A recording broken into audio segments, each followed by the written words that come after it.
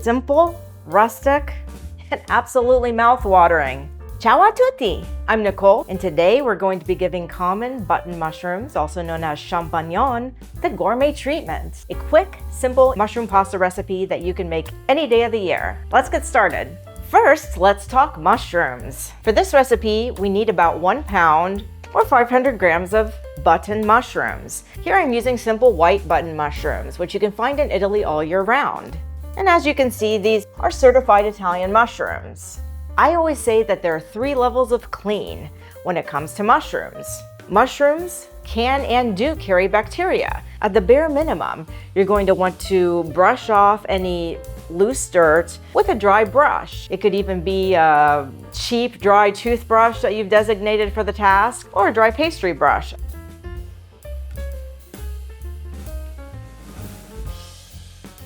To clean the outside of mushrooms, you can simply use a damp cloth, like this, and give them a gentle wipe. There are times when mushrooms will be very dirty, but we never want to soak mushrooms because, like a sponge, they will absorb water, and that can change the taste and texture of the mushrooms. So what if your mushrooms are really dirty? It's enough to give them a quick rinse under running water, and then take a dry towel and quickly wipe them clean. So in short, a quick shower, yes. Full bath, no. No, no, no, no, no. Don't worry, we're not going to waste these stems. There will be some of the mushroom stem that we're definitely going to be using here today. For next level clean, I use an ingenious trick that I learned from Nonna Margherita. Button mushrooms have a membrane that actually cover the gills. And so once you pop off the cap, it's very easy to take a paring knife and peel a thin layer of the mushroom off using a paring knife, just like you would a piece of fruit. Now that's overkill for a recipe like this because we're going to be heating the mushrooms, and that's going to kill most, if not all, of the nasty bacteria that sometimes are found on mushrooms. But if you ever want to serve mushrooms raw, on a salad for instance, you definitely want to go with this next level of clean. Here's an example of a mushroom that's next level clean. All right, let's finish prepping these mushrooms because it's the hardest part of the whole recipe. All right, our mushrooms are clean and we're ready to chop them. Now I want to roughly chop about 1/3 of these mushrooms, and for the rest I'm going to finely mince them for our sauce. I'm going to take the big mushrooms for chopping because I'm going to show you a special technique for mincing mushrooms, another ingenious Nonna solution. For these mushrooms, we want to actually just feel some meaty bites. So we're just going to chop them roughly. However, if we chop all the mushrooms roughly, we won't have the same level of intensity on our mushroom sauce. For the rest of the mushrooms, we want to finely mince them. Now we can use a knife for this job. Since I like to think I have mad knife skills, I would probably do that.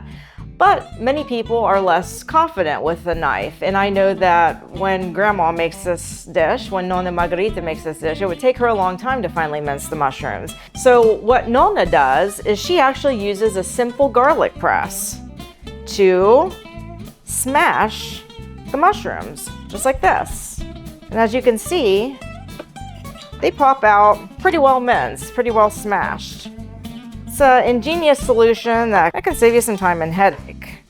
Alternatively, you can smash the mushroom and then chop it, and that also makes mincing a quicker process. But we're going to use Nonna's method here today, since this is her recipe. Of course, you could also use a food processor to do this job. There are many ways to get to the desired result here. All right, we're good to go. Our other mushrooms. Now what about the stems? The first thing you need to do with stems is to obviously cut off the super dirty part, the part that was in the ground.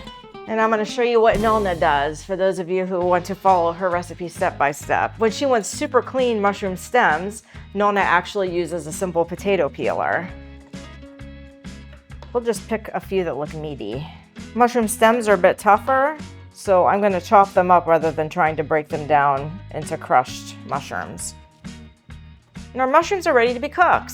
There are very few ingredients in this dish. We really want to taste those mushrooms. However, we do want to add 1 clove of garlic. And I'm going to do nothing more than remove the skin here and smash it in order to release the flavor. We're going to be adding this to the sauce, but then removing it once its work is done. This is a common technique in Italian cooking when you want to add a little bit of garlic flavor to something, but not overwhelm it. And last but not least, what would an Italian pasta be without flat leaf Italian parsley? And here, in fact, we want to use about a handful in this dish.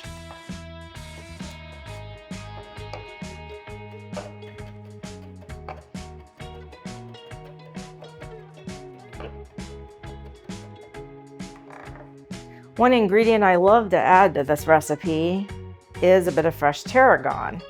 Though strictly speaking, that's more of a French herb and isn't often used in Italian cuisine. But I recommend giving it a try because it really adds a special something. Tarragon is delicious with eggs, mushrooms, you name it. All right, so our ingredients are prepped. That's all there is to this dish.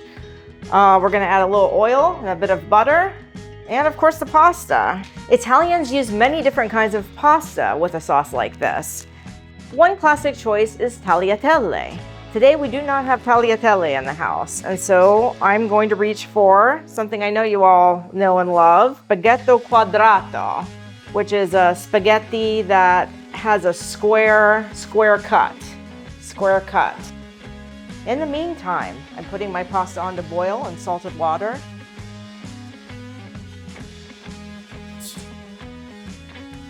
Italians often criticize Americans and non-Italians for adding butter to traditional recipes where it doesn't belong. But this is actually a recipe in which butter is often added. In fact, we're going to add roughly 3 tablespoons of butter. And with the butter, we're going to add 1, 2, 3, 8, at least 9 tablespoons of olive oil. I'm going to put that clove of garlic in so it can start doing its job. And our parsley. The butter and the oil is the base of the sauce here, so it's appropriate to add more than we might in another recipe. Our mushrooms. Give this a stir. Medium heat, covered for about 5 minutes. And then we can remove the lid. A few pinches of salt, black pepper to taste. Pepe nero va bene qui, eh? Now I'm gonna crank the heat up here. I'm gonna give it a stir. And now we want to sweat out that excess liquid from the mushrooms, which the salt will actually help to extract. And to do this, we're gonna raise the heat for a few minutes. Let those mushrooms cook down. It's totally worth the wait. Add the drained pasta directly to the sauce, along with a few tablespoons of finely grated Parmigiano Reggiano cheese.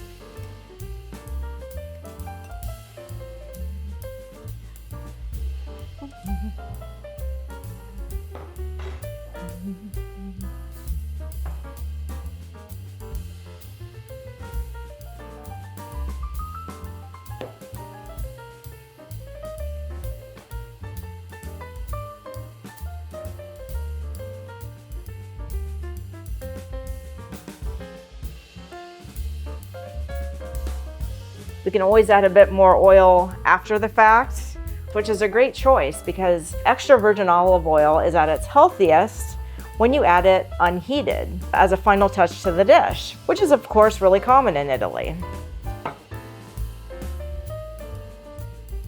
If you like this recipe or learned something new, help us grow by giving us a thumbs up. And if you haven't already, consider subscribing to our channel, where we share classic recipes from Italy and beyond. And let us know in the comments what kind of mushroom you prefer. Cremini, porcini, truffle, simple button mushrooms. Ciao, ciao!